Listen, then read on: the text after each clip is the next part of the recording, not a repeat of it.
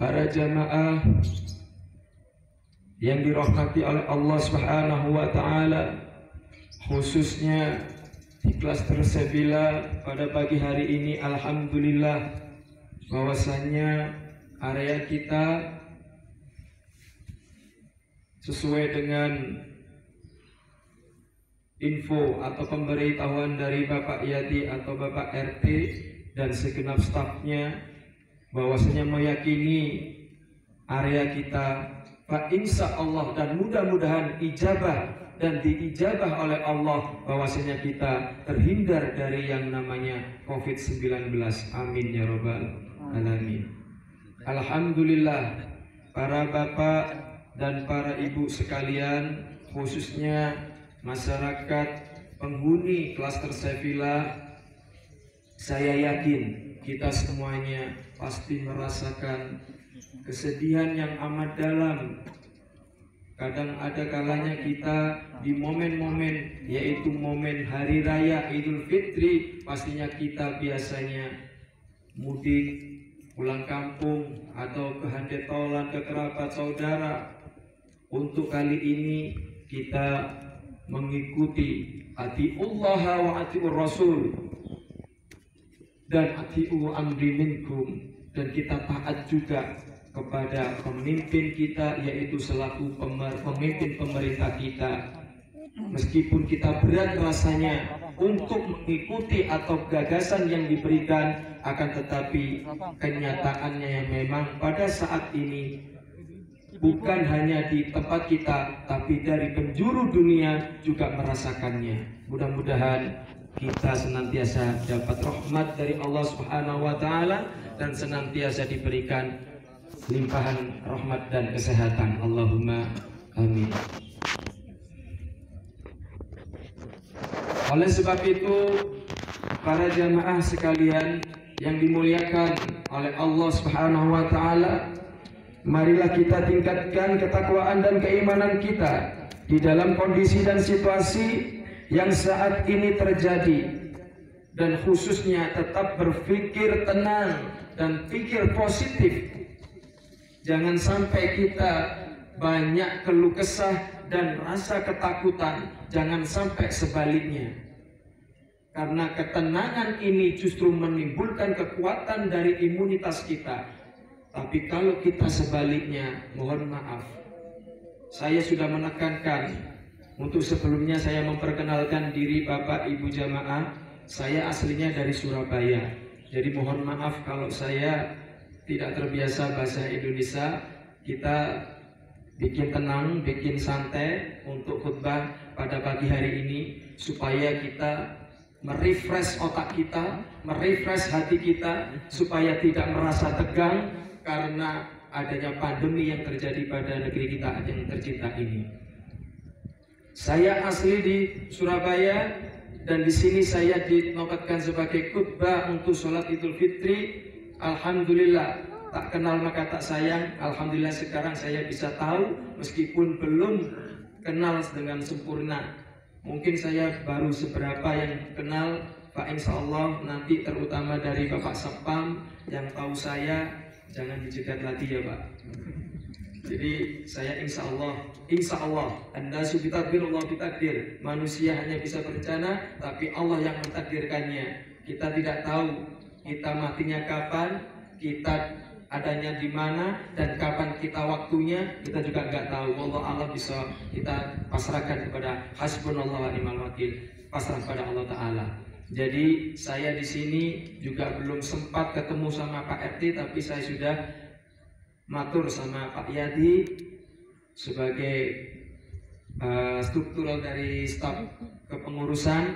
Alhamdulillah saya bisa diperkenankan untuk menjadi imam di sini sebagai selaku imam dan juga khatib. Alhamdulillah. Maka hari ini saya baru kenal dengan jamaah, khususnya masalah penghuni perumahan Klaster Zona Sevilla. Alhamdulillah, saya hanya ingin memberikan saran dan menekankan kepada masyarakat khususnya yang ada di sini dan jamaah saya juga. Saya sudah sempat memberikan online atau postingan-postingan yang saya berikan kepada jamaah saya yang ada di Surabaya, karena jauh jaraknya Bogor antara Surabaya. Makanya di sini saya juga menghimbau dan menganjurkan saran saya kepada jamaah yang ada di sini bahwasanya mari ketakwaan kita dan keimanan kita untuk menguatkan dan imun kita terutama dan keimanan kita. Fa insyaallah dengan ketenangan ini kita akan jadi aman. Allahumma amin. Jamaah masyarul muslimin rahimakumullah.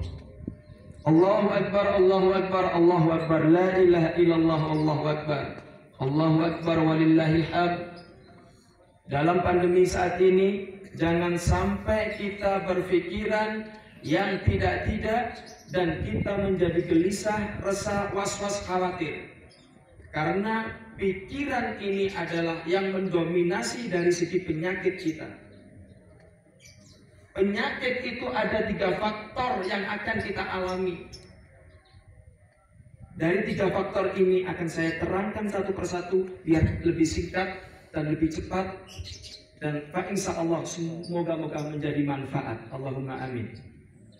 Satu faktor yang akan saya uraikan di sini, bahwasanya manusia dalam hal penyakit ada 3 faktor, yaitu 10% faktor penyakit yang kita alami adalah dari gen, DNA atau nasab atau keturunan. 10%. Dan faktor yang kedua yaitu pola 15% pola makan kita. Jadi pola makan kita harus kita atur sedemikian rupa bagaimana supaya kita nggak sampai terjadi yang namanya penyakit.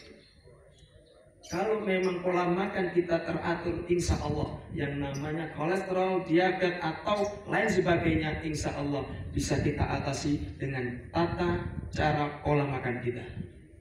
Dan yang paling dominasi faktor yang ketiga, yaitu 75% dari pola pikir kita. Kalau pola pikir kita tidak positif, kita resah, gelisah, tidak tenang, di sini baru yang namanya penyakit kita akan mudah terjangkit, karena potensi terbesar adalah dari pikiran kita. Tidak usah panjang lebar dalam soal penyakit, pasti dari Bapak, Ibu, jamaah semuanya, saya yakin awal kita tidak sakit karena pikiran kita rasanya was-was, ketakutan, khawatir. Akhirnya terlalu fokus dengan pikiran yang tidak sempurna atau tidak dengan ketenangan kita, akhirnya mudah terjangkit penyakit. Jadi di sini yang saya tekankan adalah sematkan dalam pikiran kita, tetap tenang dengan keimanan dan ketakwaan kita untuk menghadapi dan menyikapi kondisi yang saat ini terjadi pada negeri kita. Allahu akbar, Allahu akbar, Allahu akbar. La ilaha illallah wallahu akbar. Allahu akbar walillahil hamd. Ya masrul muslimin rahimakumullah. Sekali lagi mari kita tingkatkan ketakwaan kita dan keimanan yang kita sematkan dalam hati diri kita dan khususnya pada pikiran kita, yaitu positive thinking. Jangan negatif, jangan ada rasa was-was. Jika kita was-was, ada ijazah dari pondok saya yang bisa saya sematkan kepada jamaah, sering baca Qul a'udzu birabbin nas, malikin nas. Paling tidak minimal 3 kali. Baca itu. Kalau kita rasa was-was, karena di sini di sudur fuad, lub, sahaf, ismiyah, di dalam diri kita, hati kita ini khususnya, kalau kita membaca itu, insya Allah kita terbebas. Dan selanjutnya, mari kita dalam pola pikir ini kita harus betul-betul tanamkan keimanan dan ketakwaan dalam diri kita, agar Allah senantiasa melindungi kita. Karena akhir-akhir ini dalam hal berpikir kita sering menjumpai beberapa unsur, khususnya pada masyarakat yang majmu ini pemikiran kita beda-beda. Dan di sini ada 3 unsur yang perlu Bapak Ibu jamaah ketahui. Yang satu adalah unsur Jabariyah. Dari Jabariyah ini orang berpikiran banyak. Kalau sudah takdir, udah apa kata takdir? Kalau mau mati, mati. Kalau hidup ya masih hidup, apa kata takdir Allah? Ini pemikiran juga salah. Karena tidak mengedepankan yang namanya ikhtiar doa. Usaha dan doa harus ada. Tidak hanya takdir Allah. Karena Sayyidina Umar juga sudah mengutarakan, nafiru min qadarillah ila qadarillah. Lari dari qadar atau takdir yang lain untuk menuju takdir yang lainnya. Suatu contoh, kalau kita di sini jalannya licin, takdirnya kita pasti meyakini, asumsinya pasti terpeleset dan jatuh. Kita ambil, cari jalan lain untuk mengambil takdir yang lain. Dan disitulah baru kita jalan di jalan alternatif yang kedua. Seumpamanya kita tetap terpeleset dan jatuh, di situ kita baru mengutarakan, ya berarti memang takdir Allah sudah dimunaskan kepada saya memang harus jatuh. Sama halnya COVID pada saat ini, kita sudah menekankan pakai masker, pakai sarung tangan, hand sanitizer, dan kebersihan seluruhnya. Insya Allah kalau masih tetap terjangkit juga, wallahu a'lam, berarti memang takdir Allah diperuntukkan untuk kita dengan ujian penyakit itu juga. Cuma na'udzubillah, mudah-mudahan kita semuanya sehat, tidak sampai terkena penyakit yang namanya COVID-19. Allahumma amin. Yang kedua, pemikiran dari masyarakat kita. Mohon maaf, di sini saya sering menjumpai, terutama di Bogor, di pasar, yaitu sifat unsur yang kedua, pemikiran qadariyah. Qadariyah pemikiran akal sendiri, mentang-mentang dirinya sehat, kuat, hebat, akhirnya dia memberanikan diri, aku masih kuat, aku masih sehat, tapi dia tidak mempertimbangkan sekitar, yaitu saudara kita, teman kita, sejawat kita, mungkin mereka kekuatan dan masalah kesehatan itu, imunnya masih belum bisa setara dengan kita. Jadi kita harus toleran dalam segi itu. Ini yang qadariyah. Ini malah juga salah, karena tidak mengedepankan juga yang namanya ikhtiar, usaha, dan doa. Yang terakhir yaitu unsur yang paling tepat harus kita lakukan adalah ahlus sunnah wal jamaah. Kalau ahlus sunnah wal jamaah ini mengedepankan yang namanya ikhtiar lebih dulu, usaha kita lakukan sesuai dengan edukasi pemerintah yang diberikan dan protokol kesehatan yang dihimbaukan, kita laksanakan. Jika usaha ini kita lakukan dan sembari kita berdoa di rumah, di jalan, selama kita bepergian, ternyata tetap masih kena, baru kita meyakini bahwasannya takdir Allah memang diberikan untuk kita seperti itu. Ini yang harus kita jalankan. Usaha harus kita laksanakan terus, doa juga jalan terus, baru takdir kita meyakini setelah terjadi karena akibat apa yang kita lakukan sudah terpenuhi. Mudah-mudahan sekali lagi, Allahu Akbar, Allahu Akbar, Allahu Akbar, walillahil hamd. Kita semuanya insya Allah sehat walafiat. Allahumma amin. Dan untuk yang terakhir, mengakhiri khutbah saya, sekali lagi mari kita bersama-sama munajat, dan khususnya jamaah yang hadir pada pagi hari ini, mari kita ambil hikmah dari cobaan atau musibah yang diberikan Allah Subhanahu wa taala pada pagi hari ini. Hikmah apa yang bisa kita petik pada kondisi atau situasi saat ini? Satu, Pak, kita sebagai kepala rumah tangga, khususnya bapak-bapak, yang mana kita mengedepankan lebih banyak menyibukkan diri dengan pekerjaan kita, akhirnya ibadah kita sering terbengkalai. Terutama sholat ibadah, sholat kita pasti sering terlambat, banyak mengolor-olor waktu. Padahal Nabi Muhammad mengatakan kepada umatnya, as-sholatu ala waktiha, sholatlah tepat waktu. Tapi kita kadang meremehkan, nanti dulu, dan nanti dulu.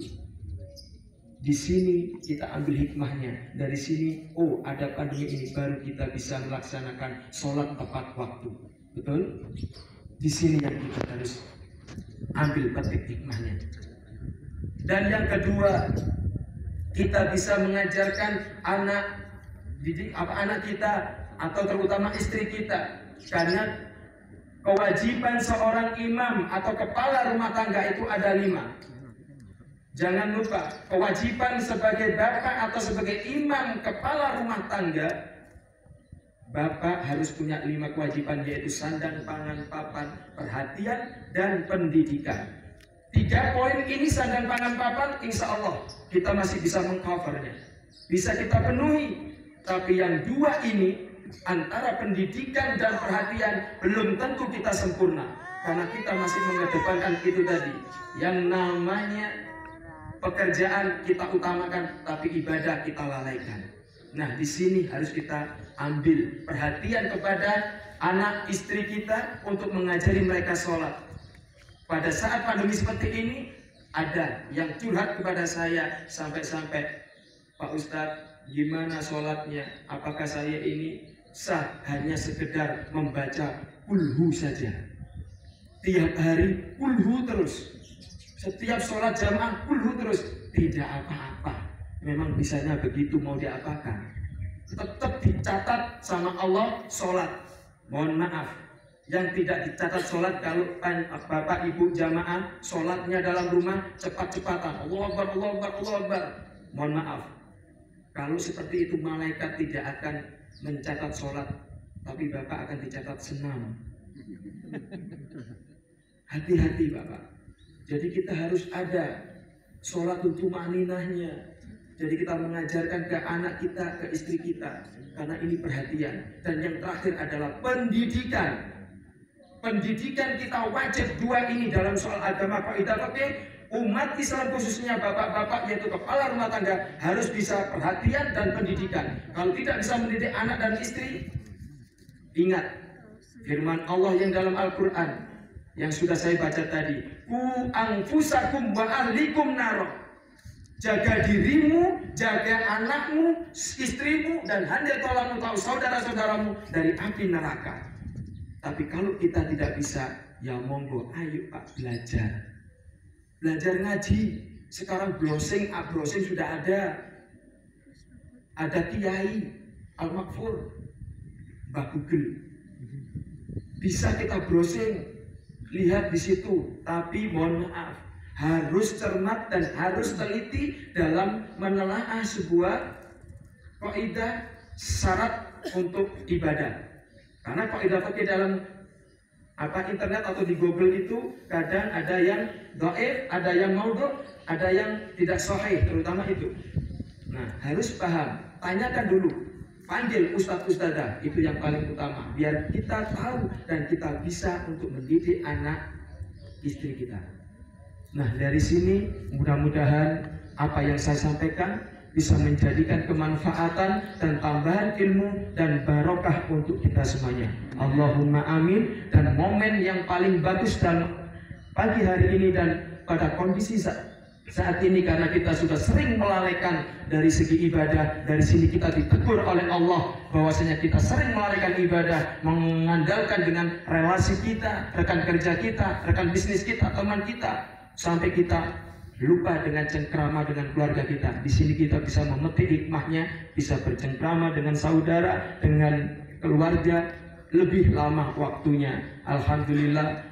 Nanti baru kita mengutarakan minta maaf, yaitu introspeksi diri. Sudahkah kita mendidik anak kita untuk menjadi seorang abid atau seorang ibadah yang soleh-solehah, yang benar. Mudah-mudahan Allahu Akbar, Allahu Akbar, Allahu Akbar, la ilaha illallah, wallahu akbar, walillahil hamd. Mudah-mudahan apa yang saya sampaikan bisa menjadikan kemanfaatan dan barokah ilmu untuk ditularkan kepada anak istri kita. Allahumma amin. Fastaghfiru innallaha ghafurur rahim.